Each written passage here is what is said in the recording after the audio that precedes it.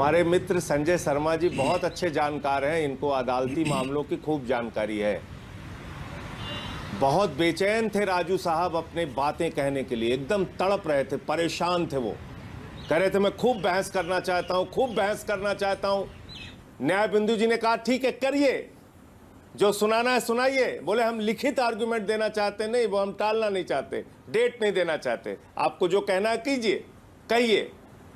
ये तो अरविंद केजरीवाल का केस हो गया। संजय शर्मा जी ने मेरा केस भी कवर किया था। उसमें जज साहब ने कहा पूछ के आओ, बताओ कितनी देर बहस करना है तो तारीख देंगे, बहस करो, जो कुछ भी कहना चाहते हो कहो। कहते हैं बहस नहीं करनी, बहस नहीं करनी।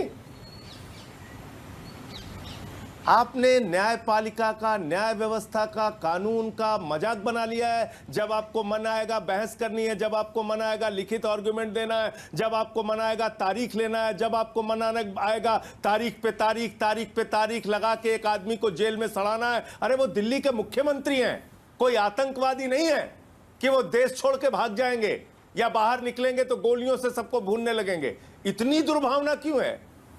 मतलब इतनी। अरविंद केजरीवाल के बारे में सुप्रीम कोर्ट ने टिप्पणी किया कि उनका कोई ट्रैक रिकॉर्ड क्राइम का नहीं है, उनसे कोई समाज को खतरा नहीं है। जब उनकी बेल वो दे रहे थे, इंटरिम बेल, उस समय के सुप्रीम कोर्ट का कमेंट है उनके बारे में।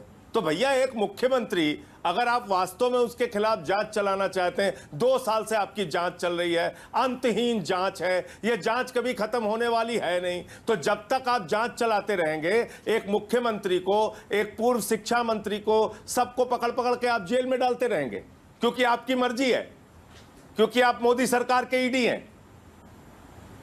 ये किस प्रकार की दलीलें हैं? तो यह बड़ी हैरान करने वाली बात है कि अगर इस प्रकार से हमारी न्याय व्यवस्था और इस प्रकार से न्यायपालिका का मजाक उड़ाने पे ईडी जुट जाएगी, पूरी बीजेपी की ट्रॉल आर्मी पूरी लग जाएगी, न्याय बिंदु को गालियां देने में, जज को गालियां देने में जुट जाएगी, ये तो ठीक नहीं है। फिर तो देश का कोई ट्रायल कोर्ट का जज किसी के बारे में फैसला ही नहीं सुनाएगा।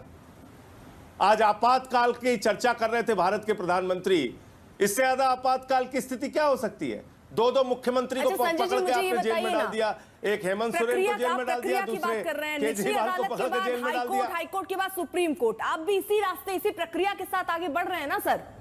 आज आपको निचली अदालत पसंद आ रही है, हाईकोर्ट पे आप सवाल उठा रहे हैं, मैं ये नहीं समझ पा रही। अब कल को सुप्रीम कोर्ट पे आप सवाल उठाएंगे कि नहीं उठाएंगे? आज कह रहे हैं हाईकोर्ट में। अरे सुप्रीम कोर्ट कहता है, सुप्रीम कोर्ट कहता है कि आप जाइए ट्रायल कोर्ट में बेल के लिए, कहता है कि नहीं कहता? अर्पिता जी आप मुझे बताइए।